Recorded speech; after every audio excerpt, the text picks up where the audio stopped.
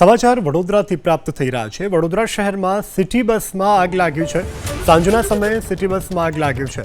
આગ લાગવાનું કારણ અકબંધ છે। વડોદરાથી સમાચાર કે જ્યાં સિટી બસમાં આગ લાગી સાંજના સમયે આ ઘટના બની।